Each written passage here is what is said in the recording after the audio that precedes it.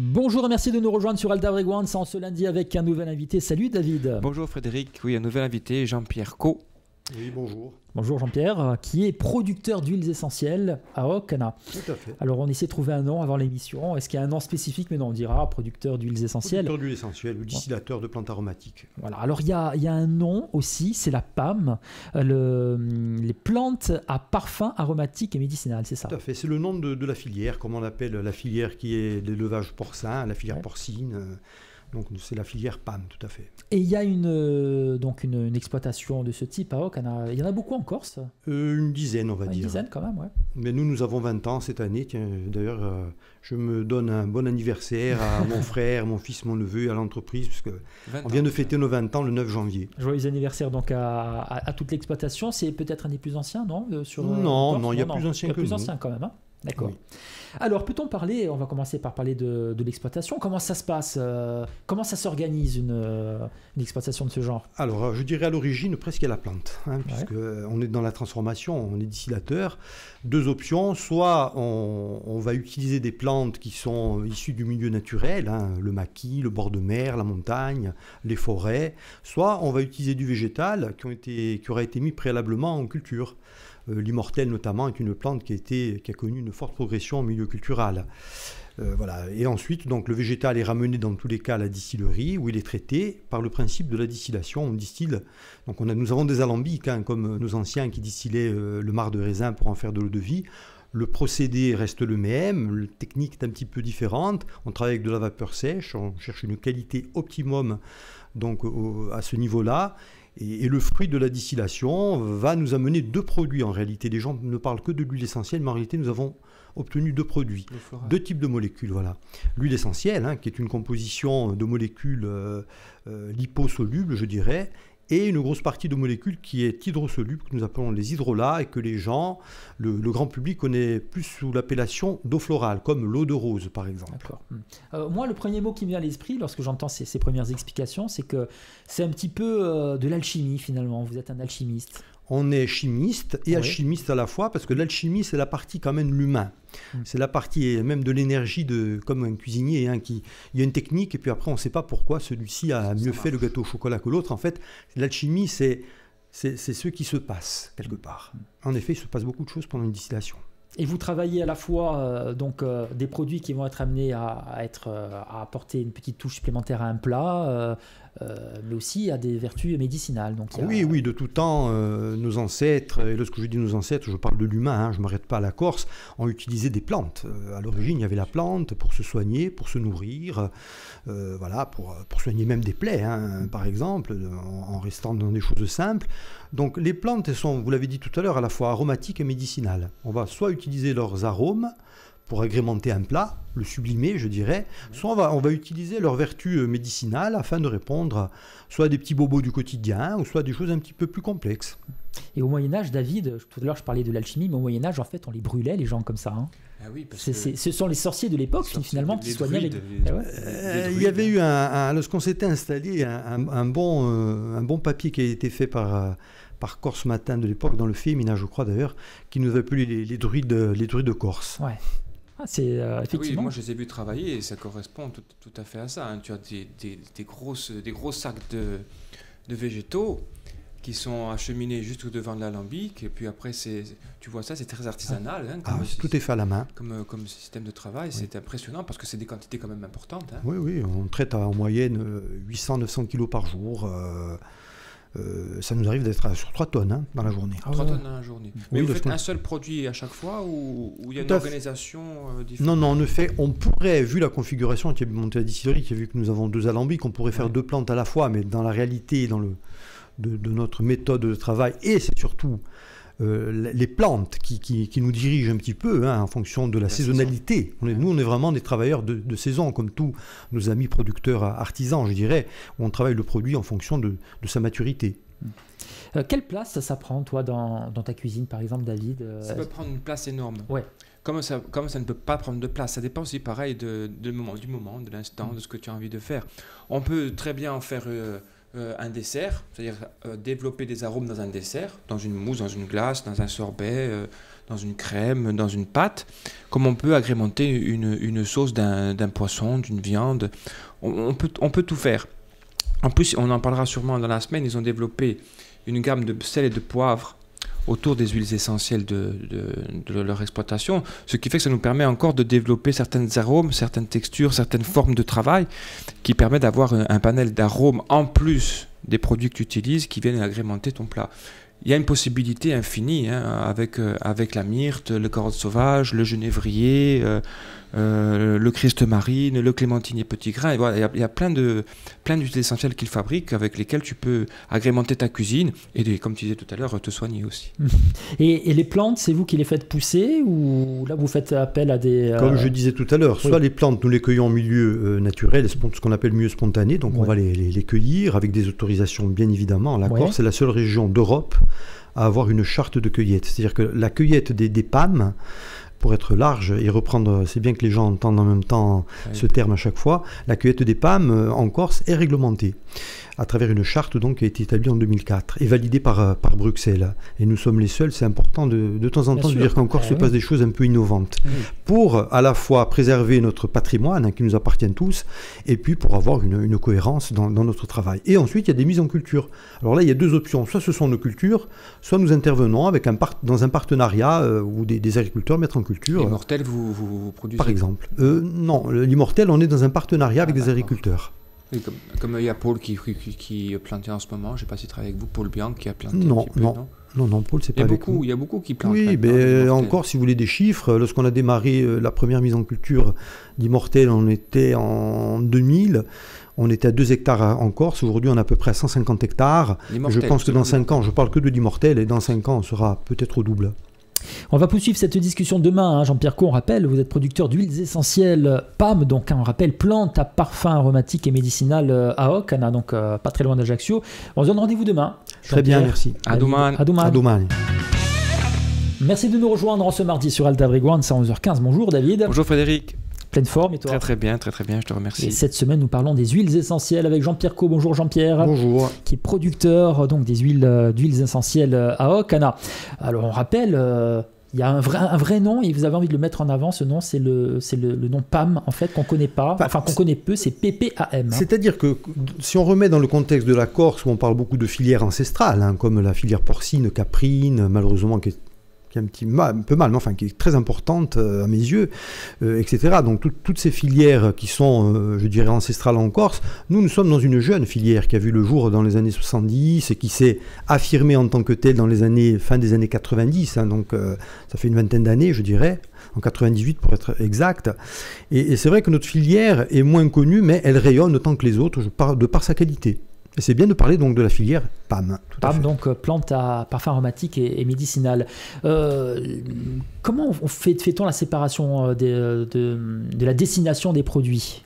Est-ce que c'est bien tranché? C'est-à-dire que ces produits-là vont être destinés plutôt à tout ce qui est médicinal, ces produits-là vont être destinés, ou est-ce que la production, finalement, tout est mélangé? C'est après qu'on fait le tri? Non, tout à fait. Une huile essentielle reste une huile essentielle. Une fois qu'elle est créée, je dirais, c'est une création.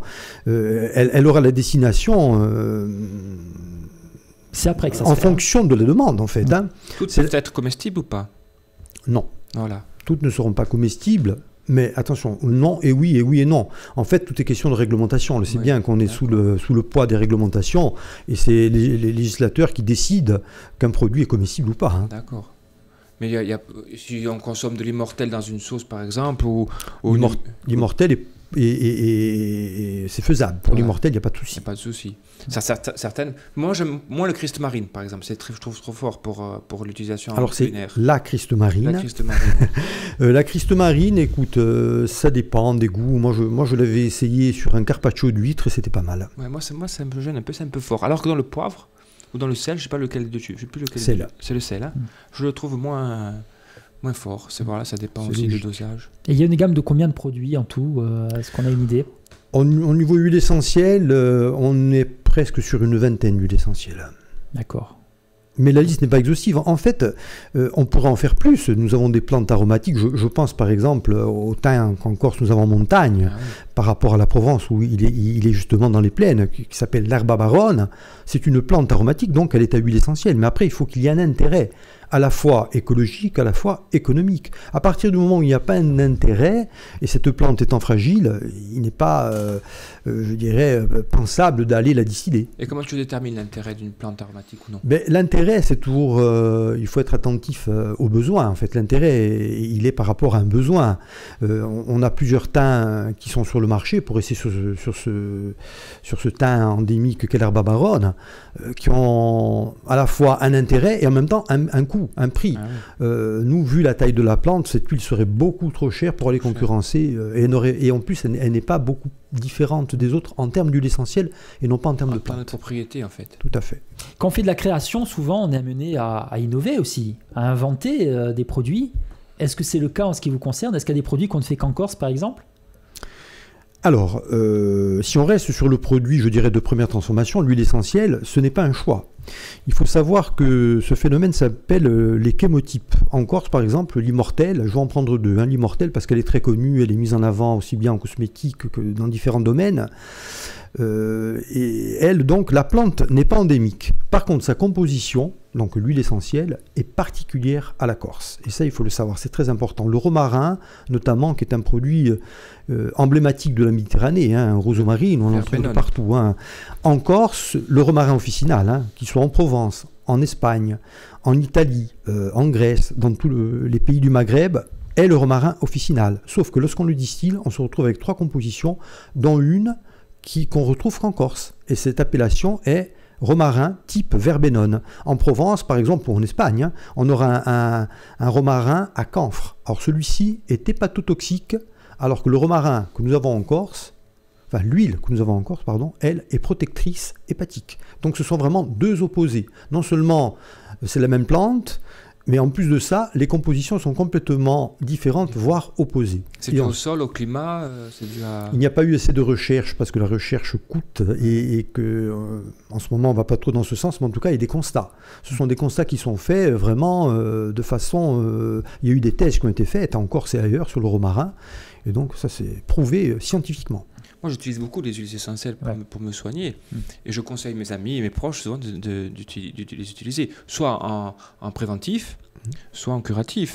Et je pense qu'il n'y a pas assez de formation ou d'informations sur ce que l'on peut faire avec les huiles essentielles au niveau local. Je parle après. C'est vrai qu'au niveau national, je pense que c'est un peu plus étendu. Mais au niveau local, j'ai l'impression qu'il y a un manque de curiosité envers les capacités des huiles essentielles à nous soigner. Oui, tu as un peu raison. En fait, c'est vrai que, nous, par exemple, nous sommes là depuis 20 ans. C'est vrai qu'on a fait quand même beaucoup de communication. Le fait, ne serait-ce que d'être présent, et exister est déjà un point fort. Et nos collègues ont contribué également à faire connaître les huiles essentielles. Mais tu as raison de dire qu'aujourd'hui, malgré tout, il n'y a pas une grande connaissance par le grand public. Par contre, j'ai remarqué une chose depuis des années, puisque j'ai quand même 20 ans d'expérience, et c'est important de faire des flashbacks, et de regarder un peu dans le rétroviseur. Les gens qui s'y sont intéressés sont devenus performants dans l'utilisation et sans être professionnels. C'est monsieur, madame, tout le monde qui savent très bien utiliser 5-6 huiles essentielles. D'accord. Donc c'est important. Eh bien, c'est bien de le dire, parce que c'est vrai qu'on... C'est une manière aussi de se soigner. On a parlé aussi de... Enfin, il y a l'homéopathie qui a pris maintenant une place quand même assez importante dans notre vie. C'est complémentaire, comme le dit David aussi, je pense, avec un traitement homéopathique. On se quitte, Jean-Pierre Cot. On va continuer de parler donc, des huiles essentielles tout au long de cette semaine avec David. Et on va ramener un petit peu le débat sur la cuisine quand même, puisqu'on va terminer vendredi avec ta recette, David. Donc à demain. À demain. Okay. À demain. Bonjour, vous êtes sur Alta Frequenza, merci de nous rejoindre, que ce soit en direct sur Alta Frequenza. On va la refaire. Je sais pas pourquoi j'ai dit en direct. Allez, on la refait. Je voulais parler un peu de... Sapori rencontre un producteur insulaire, viticulteur, maraîcher, apiculteur, éleveur, horticulteur, cultivateur, ostréiculteur arboriculteurs. Ils sont tous là dans Sapor et sur Alta Frequenza, aux côtés du chef David Mezzaki, qui s'amuse avec les produits pour les mettre dans vos assiettes. Sapor, une émission présentée par Frédéric Bertocchini et David Mezzaki. Bonjour, merci de nous rejoindre sur Radio Alta Frequenza, que ce soit en audio directement dans votre radio ou bien également en vidéo grâce à Alta TV. Et nous avons en plus, mon cher David, bonjour déjà, bonjour, nouveau dispositif vidéo. Là, on est vraiment sur les caméras, comme on peut dire. Bonjour Jean-Pierre Co. Bonjour à tous. Qui est notre invité et qui inaugure également lui aussi ce nouveau dispositif vidéo pour Alta TV. D'ailleurs, on en profite pour rappeler que vous êtes de plus en plus nombreux, quelquefois plus de 300 000 même tous les mois à venir nous voir sur notre site. C'est beau, hein. C'est énorme. C'est pas mal. Jean-Pierre Co, alors vous êtes producteur d'huiles essentielles. Tout à fait. À Ocana, pas très loin d'Ajaccio. Vous êtes notre invité depuis le début de cette semaine. On a parlé un petit peu des vertus à la fois médicinales de ces huiles essentielles, mais également vertus gustatives. Je pense qu'on peut dire les choses de cette manière-là, David. Bien sûr, on a la possibilité d'avoir avec les huiles essentielles ces deux capacités, d'une part de nous soigner et de développer des arômes dans une cuisine avec une inventivité ou seulement un savoir-faire très simple. On vient rajouter une goutte ou deux dans une sauce, ça vient la soutenir, ça vient la sublimer. Les mots ne manquent pas, les qualificatifs ne manquent pas. C'est très simple d'utilisation, par contre il faut être précautionneux. Il faut pas en abuser, n'est-ce pas? Mais, bien sûr, comme tout produit, premièrement c'est une concentration. Il ne faut jamais oublier qu'une huile essentielle est un concentré de molécules, un concentré aromatique, je dirais. Donc c'est vrai que là, c'est la touche. Et comme en cuisine, on a l'habitude de tout goûter, aussi bien du sel, du poivre ou du sucre. Donc il faut aussi plutôt mettre peu d'huile et avoir en rajouter que d'en mettre trop et pouvoir ne plus utiliser le produit. Justement, est-ce qu'il y a un mode d'emploi pour l'utilisation des produits? Parce que je suppose que si on en consomme beaucoup, on peut même être malade. Enfin, c'est comme tout, quoi. Bien sûr, mais oui. Est-ce qu'il y a un mode d'emploi en tout cas, on dit aux gens, bon, attention, c'est un produit à consommer justement, une goutte suffit. Oui, tout à l'heure, l'autre jour, on parlait du manque de connaissances. C'est vrai qu'il n'y a pas vraiment une réglementation qui impose des modes d'emploi, mais en général, lorsqu'on achète une huile essentielle ou des huiles essentielles dans un endroit, soit une pharmacie, soit une boutique bio par exemple, ou chez le producteur, ce sont des gens qui sont garants d'une connaissance et qui vont l'échanger facilement, qui vont préconiser des méthodes d'emploi, d'utilisation et qui vont être assez précis dans l'utilisation. Et il y a parfois aussi des contre-indications, donc il ne faut pas faire n'importe quoi, bien évidemment. Pour les femmes enceintes par exemple, c'est... Oui, tout à fait. C'est totalement déconseillé. Tout à fait. Tellement puissant que... Alors justement, les clients, qui sont-ils? Est-ce que ce sont justement des pharmaciens? Est-ce que ce sont des restaurateurs? Monsieur, madame, tout le monde? Qui on vise? Alors en fait, nous, pour faire le point, le gros de notre clientèle, ce sont des laboratoires spécialisés en aromathérapie. Donc l'utilisation des huiles essentielles dans le secteur médical. Ensuite, nous avons des pharmaciens, des boutiques qui revendent notre marque. Et ensuite, il y a des petits artisans qui font leurs parfums, par exemple, qui font leur petite gamme de cosmétiques. Et puis, on a des artisans dans le domaine du culinaire qui font, comme David, par exemple, artisan dans le sens noble du terme. Artisan, ça ne veut pas dire petit et ridicule. Artisan, ça veut dire, d'ailleurs, dans artisan, il y a art, ne jamais l'oublier, et voire artiste. Donc, c'est des gens qui vont être intrigués, qui vont rechercher, qui sont inventifs, qui sont créatifs et qui vont jouer justement avec les arômes et les mettre en fusion, j'allais dire, dans leur laboratoire, puisque la cuisine est un laboratoire, et afin d'obtenir des plats souvent incroyablement aromatiques. Alors ils ont développé une gamme, si on peut en parler aussi, c'est l'aroma gourmand. Tout à fait. Donc ce sont des sels et des poivres aromatisés avec des huiles essentielles. Alors on trouve le clémentinier, le genévrier, le fenouil, voilà. Donc la carotte sauvage. Carotte sauvage, c'est magnifiquement bon. Donc comment ça se passe exactement, le procédé? Alors le procédé, c'est tout simplement un brassage avec bien sûr des doses qui ont été mises au point par nous-mêmes. Personne ne nous a aidés, on s'est pris en charge, on a recherché, on a fait des essais, des fois il y en avait trop, des fois il n'y en avait pas assez. Et c'est vrai que ce sont des supports, on s'est dit si on doit aller sur la table, qu'est-ce qu'on met en priorité? Le sel et le poivre. On a voulu rester sur des produits simples, mais qui sont utilisés et utilisables par monsieur et madame tout le monde, voire aussi par des cuisiniers. Donc on est parti de ce principe de rester dans la simplicité et d'amener des arômes qui nous paraissaient. D'ailleurs, sur certains se vendent beaucoup plus que d'autres, bien évidemment, puisque là on est dans les goûts.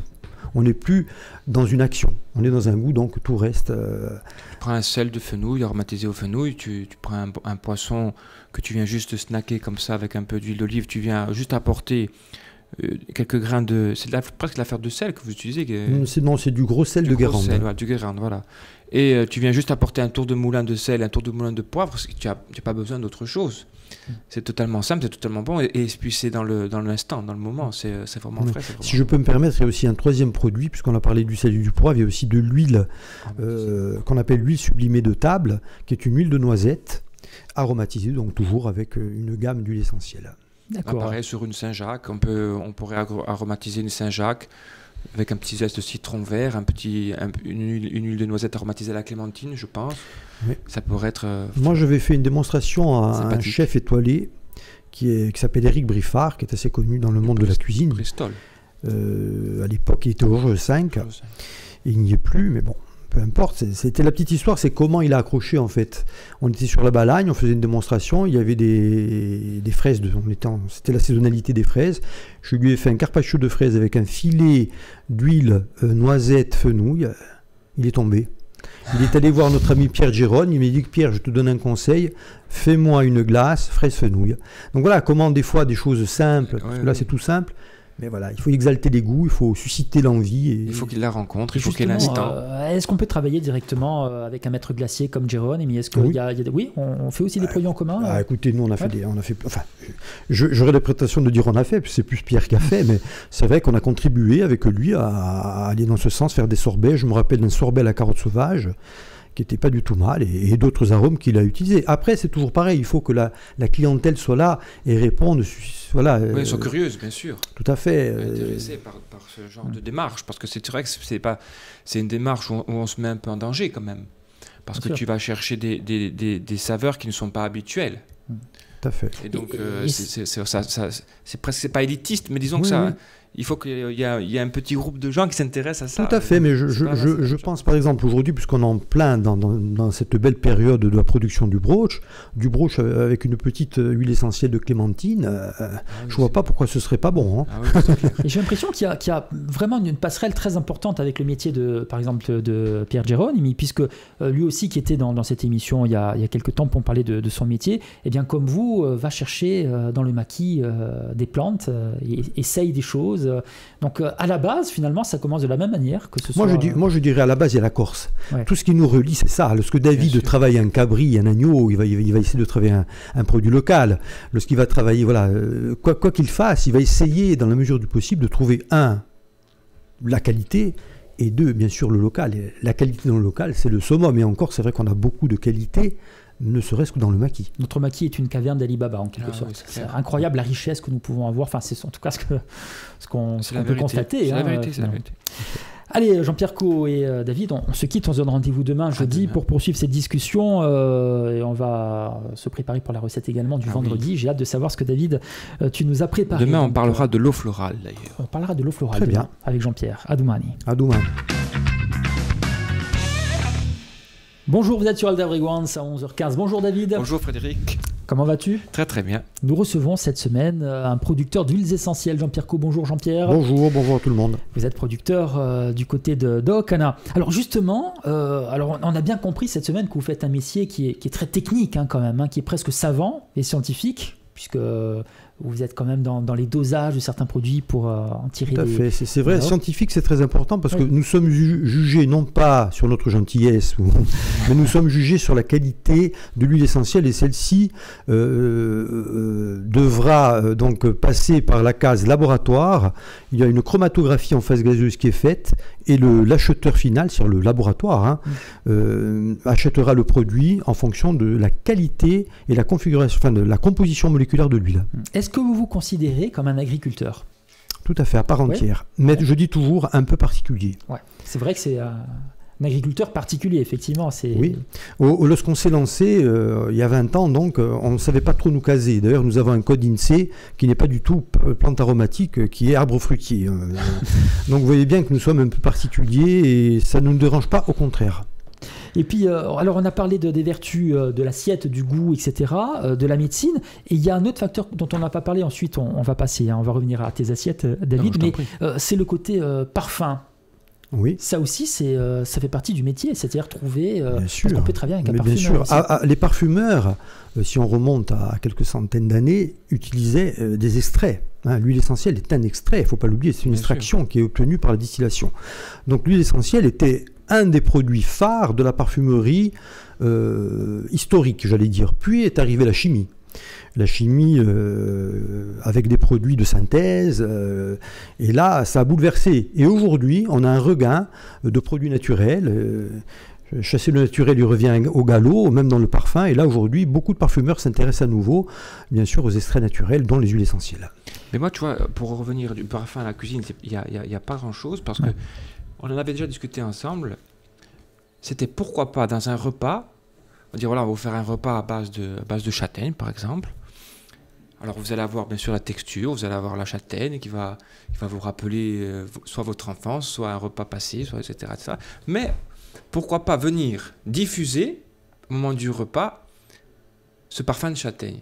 Alors, il faudrait trouver, bien entendu, la composition pour que ça soit odorant, mais pas pour embêter le reste de tes convives, tu vois. Si tu fais ça avec chaque table et les différents plats, ça peut être embêtant. Mais tu vois, un parfum éphémère qui durerait 10-15 secondes, dire voilà, on va vous faire sentir la châtaigne. Et on pulvériserait la table avec ce parfum juste avant de déguster. Ça serait magnifique. Bon, il faut trouver le...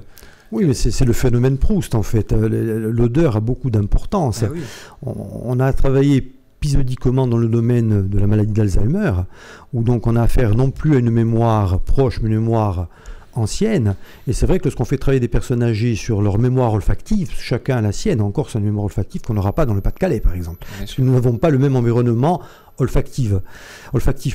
Donc c'est vrai que c'est très intéressant. Et là, le plat ramène à l'émotion. Un beau plat, il faut qu'il soit beau d'abord. C'est pas David qui va me contredire. Donc ensuite, il faut qu'il soit bon, bien sûr. Mais donc c'est vrai que l'odeur, le parfum, va amener l'émotion. Bien sûr. Voilà. Et donc c'est très important. Il y a un lien tout à fait logique. Et d'ailleurs, que dit-on avant de manger un plat? Comme ça a l'air bon. Donc c'est son aspect visuel, et comme ça sent bon. Donc il y a tout un environnement qui tourne autour du plat et qui peut jouer peut-être de manière inconsciente après sur le fait qu'on va aimer ou pas. Ah, totalement. J'avais rencontré un ancien cuisinier quand j'étais à Nice. Pour attirer les clients dans son restaurant, avant le service, il faisait griller des oignons sur plaque de travail, tu vois. Donc ça diffusait dans le quartier l'odeur de l'oignon qui est très appétissante. Hein. Tout à fait. Donc tu vois, les odeurs... Moi, j'ai eu quand même une expérience de mise en odeur avec Logo Théâtral qui avait mis en place une mise en scène, la pièce appelée Amouride, donc l'immortel, pour les non-corsophones. Et on avait fait une mise en odeur avec l'huile essentielle d'immortel pendant la pièce. Tout à fait. Donc on a déjà eu cette expérience olfactive. Il y a une chose dont on n'a pas parlé, et David en parlait hier, c'est les eaux florales. Parce que c'est vrai qu'on parle beaucoup d'huile essentielle, c'est normal, c'est elles qui prennent la place. Mais c'est vrai que d'autres molécules sont présentes, beaucoup moins odorantes, c'est pour ça qu'on en parle moins, beaucoup moins gustatives, mais quand même, elles ont une particularité, elles peuvent avoir une certaine force, et c'est intéressant de les travailler notamment au niveau culinaire. Oui, on peut faire pocher même un poisson, tiens, je pensais d'abord aux légumes, mais cuire des légumes à la vapeur, de l'eau florale, ou dans le bouillon carrément de l'eau florale, mais on peut très bien pocher un poisson, ou une langouste, ou un crustacé. Et quelque chose de particulier avec l'eau florale, parce que c'est vrai que la chaleur va exalter beaucoup plus le goût. Mais par exemple, de l'eau sous forme de glaçon, puis pilée, donc sous forme de paillettes de glace, avec justement une huile essentielle de menthe, ou de romarin, ou de myrrhe, ça peut être aussi intéressant. Un granité, tout à fait. Peut-être c'est le terme technique. Ouais, ça peut être sympa. Oui, c'est vrai. Un granité, on pourrait même là... Toi, tu peux les faire, les granités Oui, c'est très facile de faire un granité. En fait, un granité, c'est un sirop, donc eau et sucre, qui serait aromatisé avec une eau florale que l'on aura choisie. Et ensuite, en fait, là, il faut travailler sur la densité. Ensuite, on vient le porter à la congélation, on vient le gratter, on vient le gratter toutes les 2 heures afin de faire des paillettes de glace. C'est très facile à faire et ça peut être très aromatique. On peut même l'agrémenter avec un coulis de fruits de Patrice Bourret d'Alezane. Il y a plein de facilités et d'idées après qui peuvent tourner autour des arômes, des saveurs, des textures. Mais un granité, c'est une très bonne idée. Un granité à l'eau florale, c'est une très bonne idée. Et au fil de ces émissions, David, je ne sais pas si tu remarques, mais en rencontrant les agriculteurs, les producteurs, les pêcheurs, etc., on se rend compte, on l'a dit, qu'on a une richesse complètement incroyable. Et j'ai l'impression qu'en mettant en synergie les uns avec les autres, on pourrait arriver vraiment à créer des produits nouveaux. C'est infini. Et en fait, on a une richesse incroyable chez nous encore. C'est infini. Tu sais, j'ai commencé avec mon frère Jean-Pierre en 2002, mais j'ai commencé bien avant avec Vincent Tabarane et Guy Bartoli. Et quand on était sur les champs de foire, qu'on mélangeait tous ces produits, les gens ils nous rigolaient au nez. Qu'est-ce que vous faites? Vous ne faites pas la cuisine corse. Comment on ne fait pas la cuisine corse? C'est que des produits corses. C'est que des produits du terroir. Pourquoi ça ne serait pas de la cuisine corse? Alors voilà, et ça a pris des années avant que ça prenne cette ampleur-là, de comprendre que chez nous, on a la possibilité, la capacité de produire, je dirais, en étant locavore, donc consommer ce qui est autour de nous. Et avec une richesse énorme et la possibilité d'avoir des compositions qui sont infinies. C'est pour ça que moi je m'attarde jamais trop sur une carte ou bon, j'ai des plats phares, mais je m'attarde jamais trop sur une carte parce que ça déjà ça te dynamise pas, mais en même temps ça t'appauvrit. Alors qu'on a une richesse devant nous. Et c'est vrai qu'il y a beaucoup de gens qui ont du mal à imaginer que la Corse puisse être moderne aussi. Ah oui. Ce qui est Corse, c'est forcément ce qui est ancien. On mange à l'ancienne, on s'habille à l'ancienne. Alors qu'on doit se servir de la base qui est notre tradition culinaire pour la faire évoluer avec les produits qui sont à notre disposition. Je suis assez d'accord. Je ne sais pas si Jean-Pierre... Mais bien sûr, mais non, nous les agriculteurs, j'ai souvent tendance à dire, pour rigoler, que nous sommes des paysans dans le sens vraiment noble du terme. Nous sommes du pays en fait. Et nous sommes dans le paysage, c'est ça être un paysan. Et on voit évolution. Malheureusement, on est tributaire de tout ce système écologique qui est en train d'être chamboulé et la Corse ne passe pas à travers non plus. Et on s'aperçoit donc avec des changements climatiques, des saisons qui ne sont plus ce qu'elles étaient, on est obligé de s'adapter. La nature est plus forte que nous et il faudra s'adapter à la nature. Et il faut la respecter au maximum. Tout à fait. On se quitte, messieurs. Jean-Pierre Caux, on rappelle, un producteur d'huiles essentielles à Ocana, David Mezzak. Oui. On se donne rendez-vous demain. À demain, avec plaisir. On parlera donc de la recette de la semaine. Oui, une petite recette demain, un filet de porc de Cutoli avec un jus de porc à la carotte sauvage. Eh bien, les amis, à demain. Au revoir.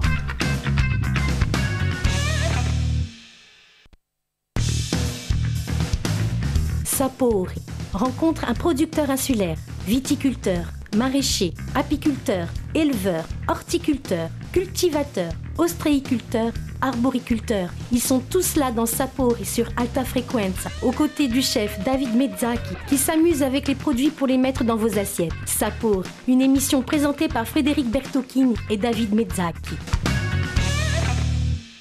Nous sommes vendredi sur Alta Frequenza à 11h15. Bonjour David. Bonjour Frédéric. Pour le c'est dernier vendredi, c'est la recette. Et ouais, j'espère que tu nous as préparé quelque chose de bon aujourd'hui. Je vais essayer. Et puis c'est le dernier jour avec notre invité cette semaine, Jean-Pierre Caux. Bonjour Jean-Pierre. Bonjour à tout le monde. Merci d'avoir passé cette semaine avec nous. Ce fut agréable. Parce que vous nous avez fait découvrir donc ce métier de producteur d'huile essentielle en Corse. Donc vous êtes basé à Ocana. Oui, c'est vrai que c'est un métier que moi personnellement je connaissais pas trop. Donc maintenant j'ai une vision un petit peu plus... Là-haut, c'est magnifique. J'invite bien sûr toute l'équipe d'Alta Frequenza à monter nous rencontrer et bien sûr tous les auditeurs. Ah oui, c'est magnifique. Eh bien, ce sera l'occasion de monter. Alors, pour les personnes qui ont raté quelques émissions, n'oubliez pas les podcasts audio et vidéo sur notre site internet www.alta-frequenza.com. Alors, cette semaine, bien comme toutes les semaines d'ailleurs, on a droit à une petite recette avec des huiles essentielles. Qu'est-ce qu'on peut faire Alors, une petite recette de saison. On est en pleine préparation de la charcuterie en ce moment, donc on tue les porcs. Donc, on va récupérer le filet mignon, qui est destiné plutôt à la boucherie plutôt qu'à la charcuterie. Donc un filet de porc on a reçu Jérôme Pierlovitch, tu t'en souviens, qui est un producteur de charcuterie à Cutoli. Ouais. Donc un filet de porc juste rôti, c'est-à-dire qu'on va le dégraisser un petit peu, tu vois. On va le faire revenir dans une poêle avec un peu d'huile d'olive, juste le temps de le colorer. Ça s'appelle la réaction de Maillard, c'est ce qu'on vient croûter un petit peu. Et ensuite on va l'enfourner à 160 degrés pendant 20 minutes à peu près. De toutes les parures que l'on aura récupérées du filet de porc, on va en faire un jus. C'est-à-dire qu'on va prendre une petite garniture aromatique, un oignon, une petite carotte, une petite gousse d'ail. On peut prendre un petit morceau de poivron rouge, une petite branche de romarin. Et on va faire un jus. On appelle ça un jus brun. C'est-à-dire qu'on va apporter une coloration. Une fois qu'on a la coloration de la viande et de la garniture aromatique, on vient déglacer avec soit un vin rouge, soit un vin blanc, soit un cap corse, ce que l'on veut. Ça peut être même un jus de fruits, pourquoi pas.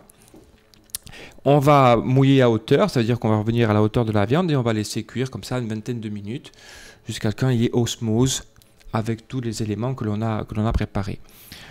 Pendant ce temps, on peut préparer la garniture, donc notre porc est au four, notre sauce est en train de réduire. Alors, souvent, nous, dans nos restaurants, soit au Bistroté, soit à la Strouers, on fait des frites de poulinte de maïs. C'est-à-dire qu'on fait une poulinte de maïs classique, que l'on vient cuire avec de l'eau assaisonnée et de la poulinte de maïs. On la fait un petit peu dense, tu vois, pour pouvoir après, une fois qu'elle a refroidi, on peut la tailler exactement. Et on vient l'agrémenter, nous, de noisettes. On pourrait apporter là-dedans aussi une petite huile essentielle de clémentine, pourquoi pas. On vient donc concasser les noisettes. Et ensuite, une fois qu'elle est froide, on vient la détailler en frites. Tu vois, frites que l'on vient frire à l'envoi. Quand on nous commande un plat et qu'on nous commande une portion de poulinte de maïs en frites, et bien on vient les frire comme on va cuire une frite. Ça reste tendre et moelleux et croustillant sur le dessus. Donc, une fois que tout ça s'est préparé, on va sortir notre filet de porc de notre cuisson. On va récupérer le jus qui était un peu libéré, jus de rôti.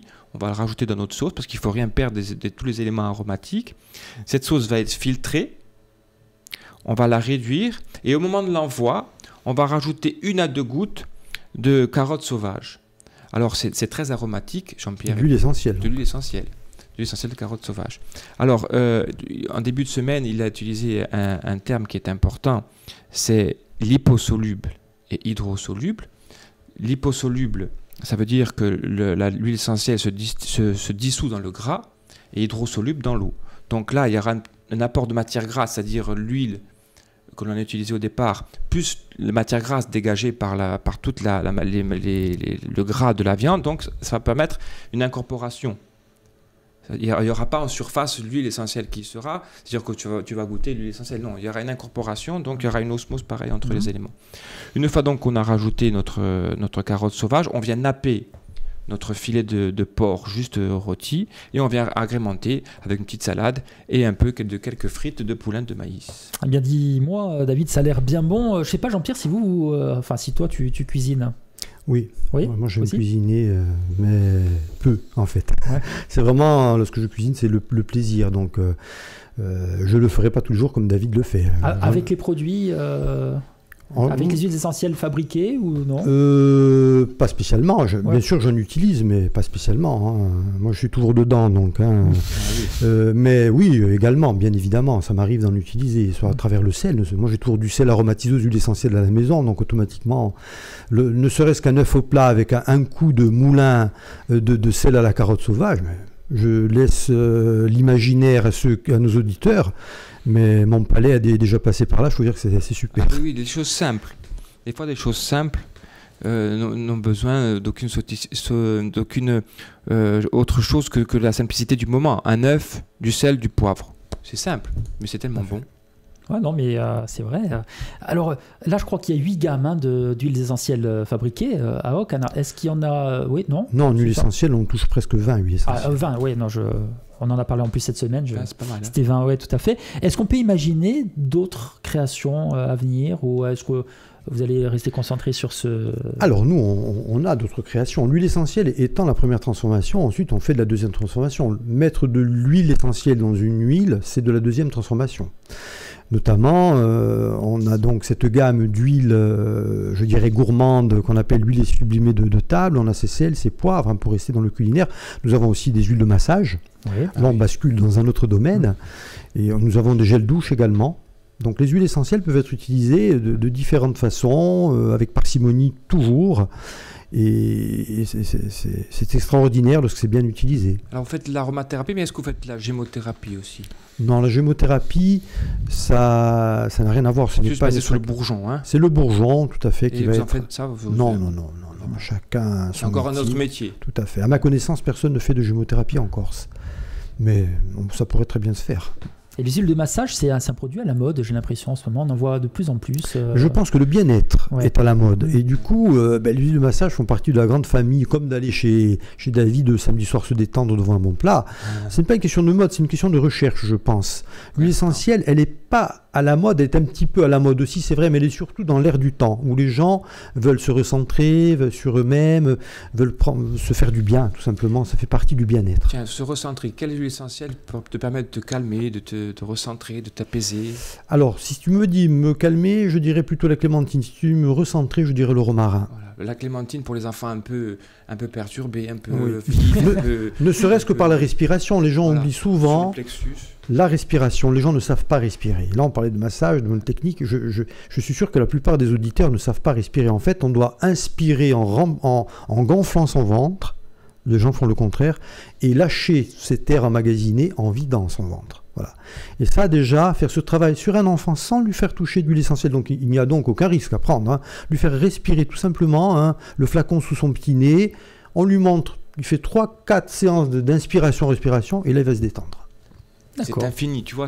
Moi, j'adore l'aromathérapie parce que c'est tellement vaste, ça fait partie du bien-être, mais ça fait partie de la vie, en fait. Oui, moi je dis que ce qui peut faire le plus peut faire le moins. Donc avec l'huile essentielle, c'est un peu comme c'est une cuisine en fait, hein. Lorsqu'on veut relever, on va monter en épices ou en arômes, et lorsqu'on veut quelque chose de très léger, parce qu'on veut faire sortir peut-être autre chose, on va pouvoir jouer. Voilà, la régulation des choses. Et c'est vrai que, puisqu'on parle de bien-être, on disait tout à l'heure que c'était un peu à la mode, hein, les huiles de massage, etc. On sait que le mal du siècle, dit-on, c'est le stress. Et ça oui, c'est la maladie du siècle, tout à fait. Ouais. C'est la maladie qui fait le plus de dégâts parce qu'il y a l'inconnu. Hein, moi, je suis né dans le début des années 60. J'ai eu la chance je sortais de l'école, d'avoir tout de suite un travail. Je veux dire, ceux qui sortent maintenant de l'école ne sont pas sûrs d'avoir un travail. Et donc, il y a cette espèce de société un petit peu particulière aujourd'hui, mais l'humain a une force aussi de remise en question et capable de résistance. Après, c'est vrai que malgré tout, on vit une société qui n'est pas si facile que ça. Merci beaucoup Jean-Pierre Caux d'être venu nous voir donc, dans nos studios. Merci à vous de m'avoir accueilli. C'est un plaisir. N'oubliez pas, donc là je m'adresse aux auditeurs, les podcasts audio-vidéo www.alta-freguenza.com. À très bientôt Jean-Pierre. Volontiers. David, à bientôt, merci, à la semaine prochaine.